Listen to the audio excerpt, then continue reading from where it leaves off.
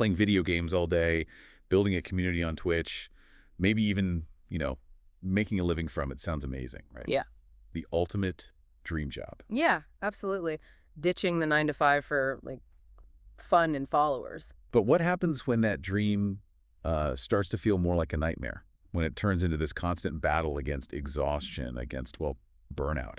That's exactly what we're diving deep into today. And it's not just some, like, minor thing.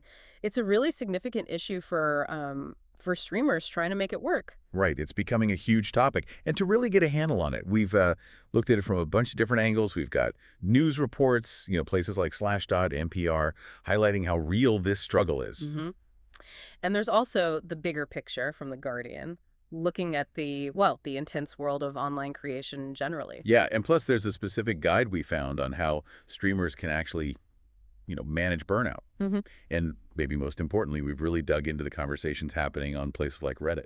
Direct experiences from streamers themselves, their communities. Exactly, what they're actually saying. So our goal here is really to unpack why this setup, which seems so ideal on the surface, can lead to such profound exhaustion. Yeah, we want to explore the pressures they face, these unique pressures, and and maybe the community too are starting to figure out about finding a more sort of sustainable way forward. And we'll probably uncover some, well, surprising insights too about turning passion into a job online. Okay, so let's start with the appeal. Because it does start out great for many, right? Yeah. That genuine love of gaming, connecting with people. Totally. That NPR piece mentioned Stephen Flavel. He started small, like 15 viewers. Right. And he loved it then. That small group, joking around, getting that immediate feedback. It sounds pretty nice, actually. It really does. Purely the joy of it, the connection. But the dynamic changes drastically when things take off. Yeah, for Flavel, when he hit, what, 200 viewers? Mm-hmm. And then it jumped to 2,000. Mm-hmm. That's when it shifted. It became overwhelming. He actually started having anxiety, even panic attacks. Wow. Yeah, he called it absolutely unmanageable. Suddenly, it's not just a few friends, it's this crowd. Yeah, loads of questions, people telling him what to play, what to do. It really shows that switch, doesn't it? From a fun hobby to this feeling of constant performance. And that performance idea is key. The Guardian piece makes that comparison, like being on stage, right? You have an audience, a persona. For hours and hours. Exactly. But as the Slashdot article pointed out, unlike maybe traditional performers, they're usually self-employed. Right. No paid vacation, no sick days. None of that safety net, which adds this huge layer of financial uncertainty and stress. Yeah. You can't just call in sick. No way. Not when people expect you to live. Yeah. And that pressure gets amplified by what the audience wants, doesn't it? Like Halion, the streamer NPR mentioned. Ah, yeah, the Hades player. Yeah. He got popular playing that one game, but then he got completely burned out on it. But the audience didn't want him to play anything else. Exactly. And when he tried switching games, his viewership just tanked. And that directly hits his income, right? Precisely. So you're caught in this bind, play the game you're sick of to pay the bills, or follow your interest and risk losing everything. It's a tough spot. It really is. Trying to stay authentic, but also needing to, well, survive. Mm-hmm. And then there's the competition. Taylor Chow from Evil Geniuses mentioned this in the Slashdot piece. Right, the sheer intensity of Twitch, it breeds this always-on mentality. Yeah, Chow basically said, if you're not streaming or grinding or posting, someone else is. Mm-hmm. That fear of losing your audience, your spot in such a crowded space, it just pushes people towards these totally unsustainable schedules. Chow even called the environment potentially toxic. It's like this constant low-level anxiety about becoming irrelevant. Yeah, exactly. And while Chow also said building a supportive community helps. That takes time. Years. Right. And even then, as Slashdot also reported, fans themselves can sometimes be a source of stress, even harassment. It's complicated. Definitely. Yeah. So, okay, let's look at the streamer guide we mentioned. It tried to break down why burnout happens in a more structured way. What were the key factors? Well, number one, no surprise, is just excessive streaming hours, people trying to match full-time schedules, maybe while juggling other jobs or life stuff. Leads to terrible sleep, no focus. Total recipe for disaster. And it links to that fear we just talked about, the fear of losing viewers. Right, so you hesitate to take breaks, Yeah, even yeah. when you desperately need them, Yeah. because you're worried you'll lose all your progress. That's scarcity mindset. Mm-hmm. And then there's the motivation aspect. The guide pointed out that focusing too much on like the numbers, viewer counts, subs. The external stuff. Yeah, extrinsic motivation. If the growth doesn't meet expectations, it can be incredibly demoralizing. Yeah. Especially if you're also forcing yourself to create content you don't even like. Us. Like playing games you hate or just chasing trends because you think you have to for growth. That sounds absolutely draining. Totally exhausting. And the guide also mentioned the importance of support systems, or rather, the lack thereof. Ah, right. Feeling isolated because maybe friends or family don't really get it, don't understand the passion or the pressure involved. Exactly. That can feel really invalidating. And then on top of all that, you have the issue of, well, overbearing viewers. The ones who feel entitled to tell you what to do, how to run your stream. Yeah, adding another layer of stress. Okay, so with all these pressures piling up, what are the warning signs? How do you know you're actually heading towards burnout? The guide had a pretty stark list. It starts with that feeling of just dreading hitting the go live button. Oof. Yeah, that's a big one. Then there's, general lack of motivation, making silly mistakes more often, maybe feeling angry or snappy towards your community. Things you normally wouldn't do. Right. And physical stuff too. Headaches, can't sleep properly. Feeling detached, Eh, kind of eh, alone, doubting yourself. Yeah, all of that. Negative thoughts, difficulty focusing, that sort of brain fog. Yeah. It's a whole constellation of symptoms. It sounds awful. The guide's stress self-assessment, didn't it? Mhm. Especially for people who tend to just push through things. Absolutely. High achievers might ignore the signs, but catching it early is so crucial. And remembering it's a marathon, not a sprint. Success on Twitch, real success, usually takes years.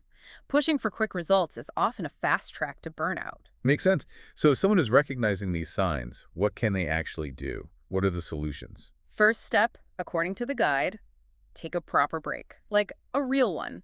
Minimum of a week off streaming entirely. Just reset. Yeah, let your mind and body recover. Consistency is important, sure, but it has to be sustainable consistency. We saw on Reddit, though, just saying take a break isn't always simple. Right. Practicalities get in the way. Maybe we should specify types of breaks, like a digital detox or focusing on offline stuff. Good point. Yeah, not just stopping streaming, but actively doing something restorative. The guide also suggested simply streaming less. Shorter streams, fewer days. Exactly. Maybe 2 or 3 hours, 4 times a week, instead of those epic marathon sessions. It helps maintain presence without the same level of exhaustion. And shifting focus away from the numbers. Yes. Focus on what you can control the quality of your content, being consistent with your sustainable schedule, not comparing yourself to others, which is just poison.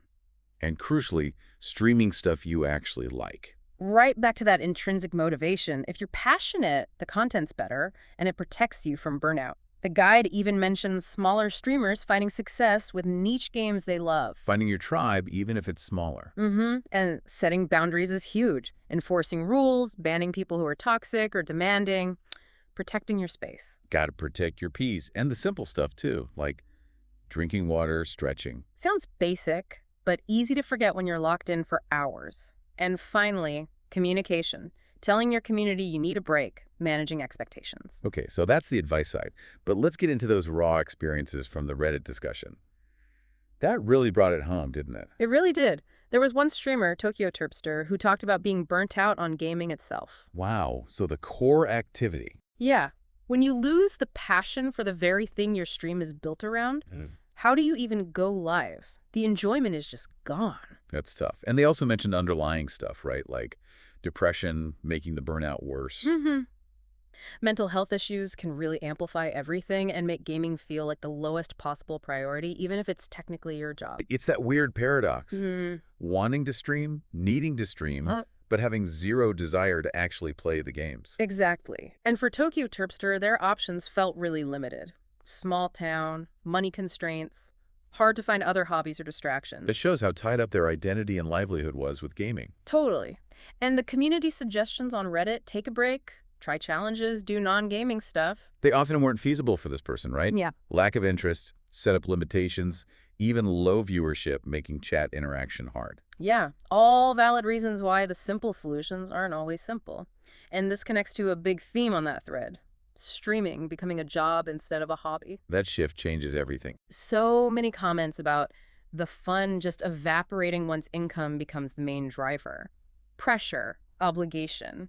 replaces the initial joy. Plus the competition we mentioned, always needing to create. Right, just to stay relevant. It feels like work because it is work. And the Guardian piece echoed this, didn't it? That idea of your personality becoming your brand. Yeah, it makes it almost impossible to switch off. Where does the job end and your life begin? The lines get incredibly blurry. The Guardian also mentioned parasocial relationships, right? Viewers feeling entitled. Mm-hmm. That one-sided connection where viewers feel they know the streamer intimately and deserve their time, that's emotionally taxing for creators. And the brutal financial reality. Yeah. The Guardian was clear. Most streamers make very little. Yeah, tiny percentage earn big.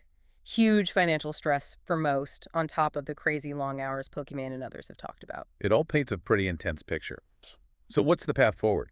Cassie, or Geeky Cassie in The Guardian, talked about balance, right?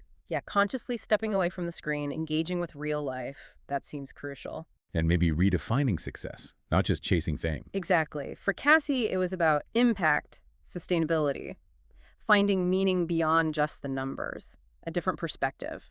Okay, so wrapping this up, this deep dive really shows that streaming, while it looks like a dream job, it carries some serious weight. Definitely. The audience demands the need to be constantly on, the financial insecurity, that blurring of hobby and work. It's a perfect storm for burnout. And the key takeaway really seems to be about balance and self-awareness, spotting those signs early. Mm-hmm. And actively taking steps to fix it, taking breaks, setting boundaries, finding the joy again. It's vital for sticking around long term. And maybe if you, listening, have ever turned something you love into something you have to do. Yeah, you might recognize some of this in your own life, even outside of streaming. So maybe a final thought to leave you with. In this world that values our online selves, our constant engagement so highly, what are the hidden costs when we turn passions into professions? Right. And how do we protect that original joy, the thing that got us started in the first place? It's not just about streamers, is it? It's bigger than that. It feels like it's about the future of work, really, and needing healthy boundaries Yeah. in this super connected world we're all living in.